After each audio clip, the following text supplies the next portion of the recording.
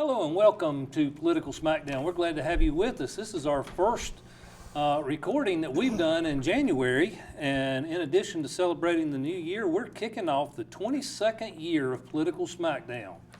Andy, you and Mike have been on it. Can you believe it's been 22 years? It is hard to believe. Yeah. It's hard to believe. I think Andy and I both thought it might last a year or two. I thought we'd get 2 years maybe. Now I figured everybody get bored with it. Well, and we appreciate you watching for the past 22 years. We hope you get something out of it. Well, after 32 years, Perry Davis retired as of today, January 9th. Perry is a longtime fireman for Cleveland County, served as the first fire inspector, the first fire marshal, and since 2014 is the emergency management director. Quite a career of service to Cleveland County. Any comments on it, Betsy? Oh, I've known Perry all his life. His mother was the head of the day school at Trinity Day School, where his husband was the headmaster when he was little. And then he was one of my drama stars. Wait a minute, your husband was headmaster when he was little? When Perry was little. Okay. I'm getting ahead of myself, aren't I? Anyway, Perry was growing up, and then when he got to the high school, he enrolled into my drama program, and he was one of my drama stars. And I have kept up with Perry off and on. His mother and father, Willie and Diane Davis, are very proud of their sons. And Perry has done such a good job. He's been a public servant to our county ever since he was 14 when he joined the Oak Grove Volunteer Fire Department after his father had been the head of the fire department for so many years. I know they had a reception for him yesterday for the county, and he's just been one of those guys that's been in the background that does so much for our county, that gives so much time. What he did to try to get all the funds and to get the equipment in here to help with the hurricane Helene last week, I just wish him well. He's a fine man, Christian man, and it's a loss to our county that he had to retire. Mike, Or chose to retire. He didn't have to retire. Yeah, Mike, 32 years, that's a long time serving the public, particularly in emergency services. Yeah, well, I'll just say I've known Perry, not well, but have known him, been around him a little bit through the years. He's to be commended for 32 years of public service, and wish you a long and happy retirement, Perry. Well, Perry is a great guy. There's no doubt about that. I've known him for a long time, going back to when he worked for Bo Lovelace when he was emergency services coordinator back in the day. And you get somebody like that that really has a love for the job, and it's obvious that Perry has had that. And I don't know how many you'll see actually will stay in emergency services for that length of time, because you're absolutely right. It's a tough job. Yeah. Well, Perry, congratulations and thank you for your service, and thank you to all those who have worked with you to keep us safe here in Cleveland County for the past 3 decades. Well, like I said, we've been on a break here for the last several weeks, and knowing I would have questions, I've made notes and watched news articles and things to discuss, and pretty much threw them out the other day, because the events of the past few days has virtually superseded all the news with the capture of Nicolas Maduro in Venezuela. The reaction has been predictable, with most Republicans supporting Trump's use of the military as justified by a criminal indictment, while most Democrats are criticizing the administration's actions. There's no doubt in my mind, and I want to be very clear, that Maduro needed to go. In fact, I think the civilized world should have demanded it after he lost the last election and refused to give up power. I think we could also agree that there's no force like the U.S. military when politicians stay out of their way and allow them to accomplish the task at hand. It was apparently a brilliant political maneuver. But this action does leave numerous questions in its wake regarding executive branch authority and what it means when the president says he will run another country. So, Andy, what's next for the United States and Venezuela, and what are the geopolitical implications of this? I don't even know where you start with this. Well, we got 30-minute show here. Well, we'll work on it then. All right. Well, he has been indicted in the Southern District of New York in the court system going back years. This has been outstanding. it's been going on, like I said, for several years. And I'm not really sure what really precipitated President Trump to decide to do this all of a sudden. It's the oil. It just seems like it just came out of nowhere all of a sudden. And then he had the other, he pardoned the one that was president of Honduras, who has been guilty of, or been accused of the same things that Maduro has. What's the difference in the two? I don't understand that at all. So, but we look at all the things that he's going back to the Monroe Doctrine that's been our policy that we are going to have impact on this hemisphere. And that's what gunboat diplomacy has been forever. Now my question is who actually is running the country now? I mean, I think you sent me that thing about the Secretary of State. It looked like he was going to be the viceroy or whatever. But, you know, it's just, I don't know how you do that. And just to say, we're going to run it, do we really want to get into another situation like Iraq? I mean, yeah, it's closer, but still, do we want to get into nation building? And I think that's where we're really at. And I have no problems with him being gone, because of all the things that we have seen that he has done, Right. has been proven that he's been a part of in drug dealing and whatnot. But I just pause to make sure we don't just get hung up again for 20-something years. Yeah. Well, Betsy, President Biden offered a reward for the capture and arrest of Maduro. Don't know that this is exactly what he had in mind. What It's 25 what's million. next Does Trump get here? Well, it's not about, I know Maduro was an evil man, but we also know that Putin is an evil man, and we're not going to try to invade Russia since Putin is illegally elected up there. But no, this is terrible. And as we came into as I was driving through the fog this morning to the show, it was announced that Trump is meeting in Washington with all of the oil executives from all over the world today to decide about what to do about Venezuela. It's all about the oil. And are we going to become the U.S. bully of the world? And we talk about the Monroe Doctrine or the Donroe Doctrine now. James Monroe was one of our founding fathers. That goes back 250 years ago. And I mean, what works back then does not necessarily work now. And I really do not want to see, are we going, like you said, is it going to be Iraq 2026? No, I'm very much opposed to it, the way that they just took him down. I mean, yes, he's an evil man, but, you know, are we going to be, like I said, we're going to be the bully of the world? No, it's all about the oil. It's just like the mess about Greenland is all about the mining and all about the minerals that's there. And that is not what our country is to speak to a baby about. That's not fair to our men in the military who are wonderful, but it's not fair to do it that way. No, I'm opposed to what he did. Well, Mike, Venezuela was one of the wealthiest nations in the world just a couple decades ago before this socialism took over, and Maduro certainly personifies that and the suffering of the people there. Where do we go from here? We've captured him, that's done. What do we do now? Well, I think that remains to be seen. Y'all have learned this. Y'all should have learned this. Don't listen as much to what Trump says as to what Trump does. They're not always the same. Oh, that is so true, Mike. And I don't think it will be a long-term occupation. I think they want to have freedom back over there, get it restored back to them, but that's probably going to take some time. But let me just point out, Bill Barr was the Attorney General who in the final year of Trump's first term in 2020 took out these indictments in the Southern District of New York. They stood open to the point that Biden was for the indictments because he gave a $25 million reward offer, and Bill Barr fell out with Trump after the 2020 election, and they are now arch enemies. But Bill Barr is a respected former Attorney General, and he has said that he's glad that they went in and got Maduro, and he gives applause to the American military for a brilliant operation.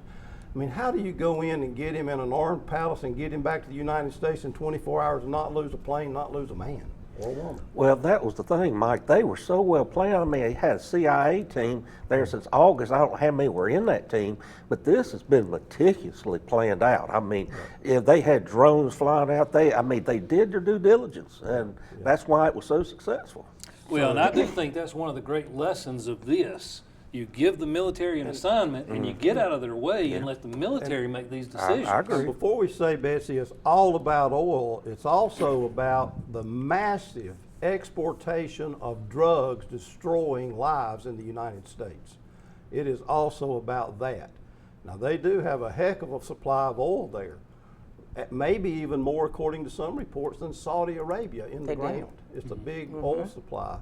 For that little country. And it needs to be, Well, but- theirs, and they need to be able to market it, but somehow those folks are gonna have to learn how to be self-governing again and not allow these type of dictatorships. I don't know how we get there. That's the issue. The real problem that they've got, Mike, as far as oil production, since Maduro and his previous Chavez, they have let the oil industry crash to nothing. They are doing about 1% Right, production and that's- Which of what they were. State-owned, that's typical. Right, That's to be but that's expected. the problem. So that's one reason why I think Trump's meeting with the oil guys. Halliburton and some of these others are going to have to go back in and be paid to go in here and rebuild their infrastructure for the oil And for a refineries. temporary time, they're gonna have to then get their money back by being able to sell the oil and share the profits with Venezuela is what I think will happen in some way. And hopefully you get a free government that can take it back over. But it is a mess right now. There's And no who's question. going to be paying for this rebuilding? It's going to be the American taxpayer. And you can. It'll eventually be the Venezuelan Eventually. oil that will pay for it. But you Well- got to get it, as Andy's talking about, you got to get it from 1% up to 75%. Well, and see, here's the other thing too. A lot of people don't realize that is a heavy sour oil that, unlike Texas sweet and all what it boils down to, it's an oil that has to have extra processing to be able to be used. Most of the refineries in the Gulf are set up for that type of oil. And they have to do the same thing with the tar sands that come out of Canada and that sort of thing. So we have the infrastructure in place here to do it, but that's a long pipeline. I know you're thinking about going from Venezuela to the Gulf. So I don't know what they do have avenues they could, and they do have production capacity in the Gulf to process it if needed. Well, my biggest concern, I think it was a brilliant plan by the military. I'm not convinced it's a brilliant political plan. And every time we pull this, we leave a vacuum and it winds up worse. You can go back one after another after another. I hope there's a plan in place. I'm anxious to see it. Time will tell. We're going to take a quick break and come back and talk a little bit more.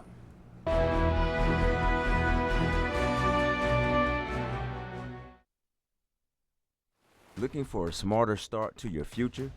Welcome to Cleveland Community College, where big dreams begin close to home. Whether you're launching a new career, transferring to a four-year university, or building skills to level up, Cleveland Community College gives you the power to go further without the big price tag.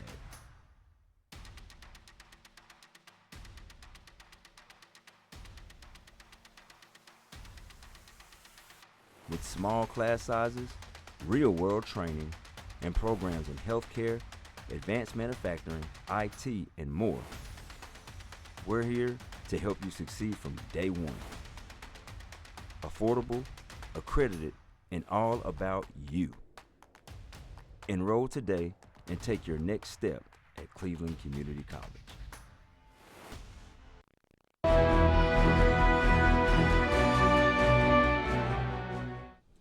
Welcome back.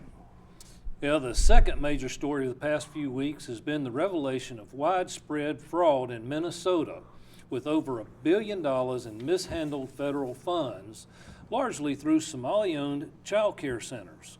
It gets even worse with the release of an independent auditor's report on Monday indicating misconduct and fabricated documents within the Waltz administration. We've seen similar fraud from other states as well, as new reports are emerging almost daily. These revelations are particularly poignant in light of the Government Accountability Office report released this week identifying rampant fraud and systemic failures of the Affordable Care Act marketplace at a time when Congress is considering extending the same subsidies beyond the 2025 deadline imposed by Democrats several years ago. In this age of big government, Mike, should we simply accept massive fraud and abuse as a norm and continue these subsidies? Well, That was an easy one. No! whether we should or not, the answer is obvious philosophically to you and me, but the reality is, in the world we live in, these types of things are going to keep happening to some degree. Fraud is always wrong, it's always bad, and those caught should be prosecuted, and we just have to recognize that human nature being what human nature is, there will always be people from blue collar to white collar, from small business to big business, from small local governments to the federal government, where there are people taking advantage of the system and accumulating stuff to themselves unless we have a moral outrage when we start seeing this and prosecute them enough that it becomes more dangerous to do it than to not do it. That's just the basics of human nature. The thing in Minnesota is awful. I've seen pictures of some of those so-called Somali daycares. They weren't doing any daycare. They were just collecting money.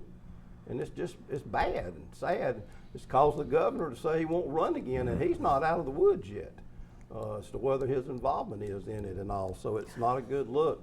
Now you got the same thing starting in California, where that governor wants to be president, and we don't know how that's going to play out. So it's bad, it needs to be prosecuted, and it needs to be stopped, but human nature is not going to change, so it's going to be a constant thing from now.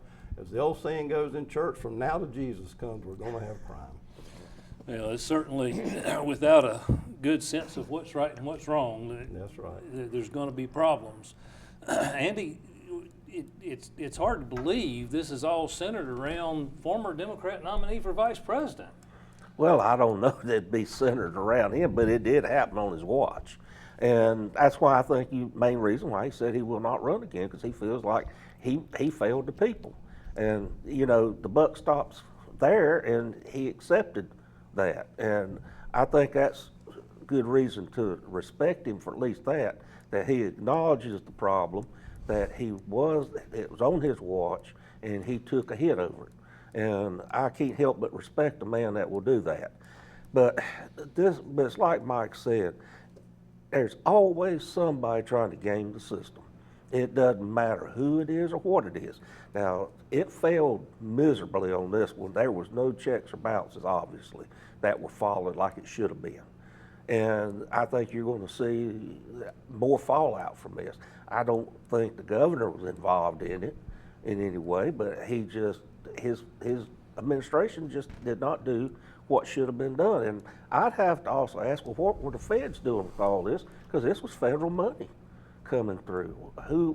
Who's in charge of that? Why didn't something happen that they weren't inspected and checked into? I don't know. There's just a lot more to this, and there's probably enough blame to go around on this one, Wes. Well, there's certainly a lot of blame. Betsy, I think Mike hit on a significant point. It's the risk reward. There's not a whole lot of risk, even in the oversight. Nobody's going to be in trouble for not taking care of this. There'll be one person that falls, but by and large, huge potential reward. And as long as we're dumping this money into places, this is going to continue to happen. What's your take on it? Well, you know, I wonder if we'd be talking about it if Walsh was a Republican or if Gavin Newsom was a Republican. But no, Well, we we talked need about to it talk with- about it. with We Roy do. Cooper. We need to talk. Oh, listen, Helene. of course. Oh, listen. That's Or another the whole ones question. down east, but- Anyway, but I do think that the Governor Walsh is a fine man, and of course he has said that he would. You know, he is the head of the state, so the buck stops here, like Andy says. But I think if we went into different other states, you would find the same thing, because it's like Mike says, human nature is human nature. And now with the invention of AI, it's easier to scam the government, it's easier to scam systems, and you know, you are talking about governments and that maybe have antiquated computer skills or computers working. And it looks like it's a problem. It's going to be in every state to where they have to make and maintain that they're not being cheated. And those people that are caught, Mike, ought to get sentenced, a higher sentence with just a slap on the wrist. And so, but no, I admire the fact that Governor Walsh has stopped his campaign for governor, and he's going to get to the bottom of it. But that's just the way of the world, I'm sorry to say. And there's more things coming out of Minnesota and Minneapolis, like the ICE debacle and the murder that we could be talking about. But I'm sorry that it's happened in his state, and he will take care of it. Well, Betsy, I'm going to give you a 15-second rebuttal after my next comment. I'm going to be fair. It seems like all four of us have just made the case for small government. Well, I've never said anything about wanting to be a proponent of large government. I just think government needs to do certain things for its people and citizens. You're right. Okay, fair enough. Well, I hope you've had the opportunity to watch other shows on C19.tv on your computer or Spectrum Channel 19 over the holiday break, one of which I found particularly interesting was Talk of the Town that ran in December. Shelby Mayor Stan Anthony discussed, among other things, the next phase of the Carolina Harmony Trail. As the trail progresses, the cost for Phase 2 was beyond the projections, so some changes were made, and the project's been rebid with hopes of starting construction in February. Betsy, talk a little bit about the plans for Phase 2 and the impact they'll have not only in Uptown Shelby, but the county as a whole. We've got a map. Let's go to that if we can before we put it up. You can see the purple and red. That's what's in Phase 2. The orange and the teal or turquoise is Phase 1 that takes you up to Marion Street at the old railroad. And then we're coming on down the railroad in Phase 2. Betsy, talk a little bit about the Harmony Trail. Have you had a chance to walk any of it? You've driven by it, I'm sure, and seen the entrance. But I have walked some of it. Good. I just think I know the trail that we have in Kings Mountain has been so successful with people using it and for the health of the people in our community. And I see this as being something here and as the trail in Shelby. And of course, I don't know any project maybe that nowadays it's long-term that doesn't come in more than what they anticipated. And I commend Stan Anthony and the city of Shelby for wanting to do this for the health of the citizens. And I look forward to be able to walk when it's completed. And I hope more, and I think more people will. Well, Andy will eventually be able to walk to your backyard That's just right. about when this is all done. Actually, my front yard. The front yard. Well, this phase, as I understand it, the total funding is $11.5 million for this few blocks here. What are your thoughts on it? I still don't know if this is the highest and best use, but I mean, they've got to maintain that rail corridor in case they ever need to come back with a railroad, and that's what this is all about. And I understand that. I guess what my aggravation is, they've got so much of Uptown Shelby tore up, I can't figure out which way I need to go to get in my office some days. Well, and a big part of that right now is redoing water lines. Yep. And kudos to the city for not letting it completely fall apart I agree. before they start the I maintenance. agree. Mike, certainly going to impact the look of Uptown. Well, that part they opened that basically is there at the Farmers Market Pavilion or the Bobby Bell Pavilion back toward Grover Street. Essentially, you'll connect at Grover Street with that first Broad River Trail, and it's over a mile and a half maybe, I can't remember, going way down below 74, and you have to turn around and come back. But you're going to have 2 new miles going to DeKalb Street within the city, and that's this $11 million, is to get that 2 miles built within the city. And the depot, the old depot on Morgan Street, the city now owns, and that's going to be made into something. Stan mentions in that Talk of the Town, maybe another brewery, a restaurant. They don't know what, but that's the goal for that when it's done. So it's going to be a very nice area. It's not cheap. Nothing's cheap anymore. No. But about half of that $11 million is local money, and then part's NCDOT money and part is a state grant. But about half of it is local. And so I guess that means it's coming out of the general fund. I don't know if because it's travel and tourism related, it might be coming some out of the occupancy tax that the good people Thank in you, Lumberton got us, Andy. No, those folks in Lumberton did that, Wes. You can't hang that one on me. But I haven't checked into it. But overall, it is a good look for Uptown Shelby. It runs right by all those new places along Morgan Street, and when it gets done. And, you know, Shelby's got a lot more going on uptown. They've bought the Hotel Charles. They hope to get it renovated, get it put back in the private sector as an uptown hotel. The good senator from our district got them $4 million+ to redo Webley, Omax Gardner's former home place when he was governor. And so there's a lot going on in addition to tearing up the streets, Andy. But I will say this in their defense about the streets. We knew when I was there some of that needed to be done, but we didn't have the resources to do it. So mostly that needs to be done. Well, it's certainly going to change the face of Uptown. And Mike, you made it through the whole time and didn't mention Shelby not lowering its tax rate to revenue neutral and the windfall that's coming that I warned the current mayor was going to happen. So Well, congratulations. I think you just did it. Oh, no. Surely I wouldn't have done that. All right, let's move on to the lightning round real quick. Mike? Well, we have something different. It's early and it rarely happens, but it's at least possible. In our local board races, there could be a second primary, especially in the school board race where 9 are running for 4. You have to have 30% of the vote to win in a primary in North Carolina. That's easy to figure in a head-to-head race, but what about one with 9 people running for 4 seats? So here's how it goes according to Clifton, our Board of Elections supervisor. You multiply the number of votes cast in the total, find the total number of votes cast in the race, divide it by the number of seats, multiply that by 30%. That's the base number. The 4 that get that number or higher are elected. And if nobody has that many, the next place person can call for a runoff just like in a head-to-head. It'll be an interesting March. Betsy?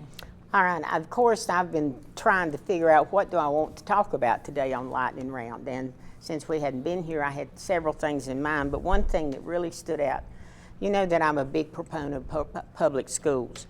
And the North Carolina profits from the North Carolina lottery revenues have increased by $3 billion over the past 3 years, while the percentage of proceeds contributed to our public schools has declined from 23% the fiscal year in 2023 to 20% in 2024, and only 16% go to public schools in 2025. And I was in Raleigh when Mike Easley signed this into a bill after Beverly Perdue, the lieutenant governor, broke the tie. I had high hopes that our public schools would get this money, having seen what goes on with the buildings that's been in South Carolina and Virginia. And I'm just disappointed, and I hope this can be remedied. Andy? I've been waiting 3 weeks for something for you, Wes, so here it comes. All right. It's hard to believe, but this week, Elvis Presley, if he had lived, would have been 92 years old. He has been gone now for 49 years. My And word. that is so hard to believe, and he still outsells so many people. It's just this generation. I've been to Graceland, and it's worth anybody's time to go. Yep, that is interesting. Well, the one thing that I know that we did learn this week, Mike, it's easier to extract a tyrant from another country than it is to find a child in a Somali daycare. We hope you have a good week, and we'll see you next week on Political In Smackdown. Minnesota.